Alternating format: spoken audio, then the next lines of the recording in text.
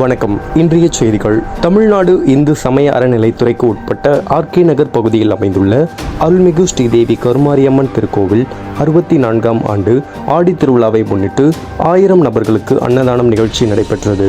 தலைமை அறங்காவலர் குழு தலைவர் மூசா அரித்குமார், துணை உறுப்பினர்கள் எஸ்.எம். முருகன், ஆர். ராதிகா, கோவில் அர்ச்சகர் ஆர். திருமூர்த்தி சிவம், ஆர்கே நகர் கிழக்கு பகுதி செயலாளர் ரா. லட்சுமணன் அவர்கள் முன்னிலையில் 40வது வட்ட மாமன்ற உறுப்பினர் குமரி நாகராஜன் எம்.சி., 40வது வட்ட செயலாளர் நாகோதாண்டன், 40வது வட்ட செயலாளர் மா. நாகராஜன் ஆகியோர் வரவேற்பில் ஸ்ரீதேவி கருமாரியம்மன் கோவிலுக்கு இன்று மதியம் 1000 நபர்களுக்கு அன்னதானத்தை ஆர்கே நகர் சட்டமன்ற உறுப்பினர், சென்னை வடக்கு மாவட்ட இளைஞரணி அமைப்பாளர் ஜே. எபினேசர் தொடங்கி வைத்தார்.